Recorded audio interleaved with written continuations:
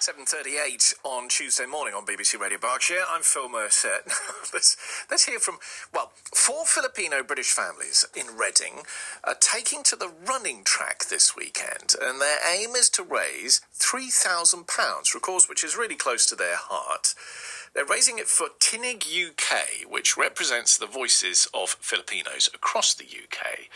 So let's meet Mum Liezel Longboan from Caversham, founded Tinig UK.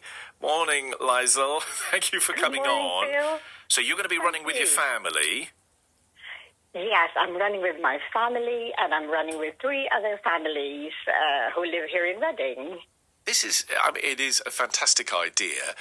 Doing anything with my family is a bit like herding goats, I think, a lot of the time. So were they willing? Did you have to force them into this?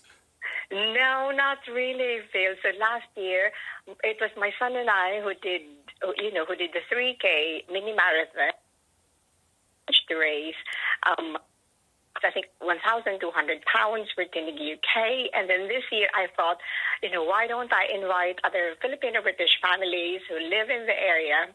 And they were all, just excited to support our work. So I think a couple of them I needed to cajole 2 of them, but wow. yes.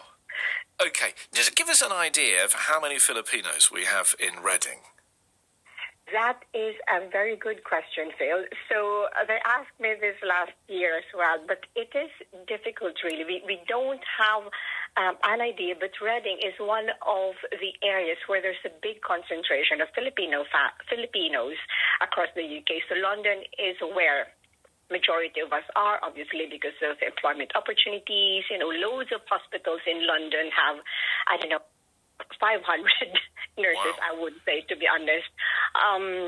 But here in Reading, we've also got a big number of Filipino nurses at Royal Berkshire Hospital, in accountancy, in engineering. So actually, 2 of the families are work in engineering and in the IT sector here in Reading. This is the amazing thing, isn't it?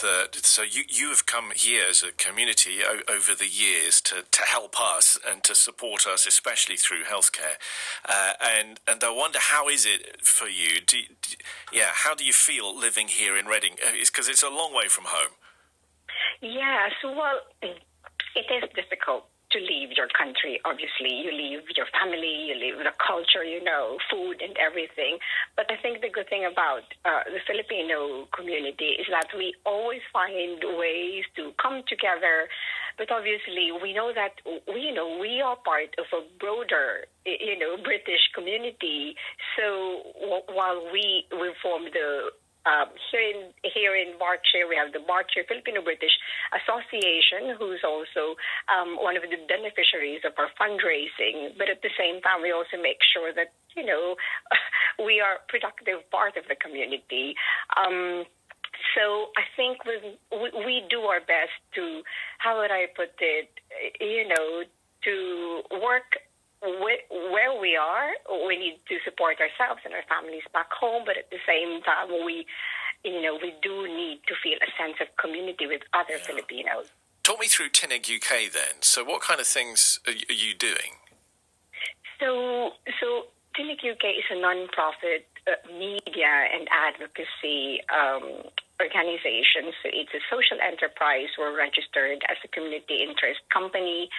So we mainly, I think the main challenge that we faced during COVID was lack of representation of Filipinos in Britain.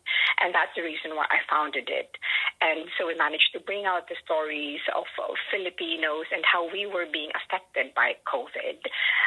So COVID is over now, but obviously the need for us to have our voices heard, our stories, and then also celebrate, our achievements, that remains. And that's the reason why we're fundraising.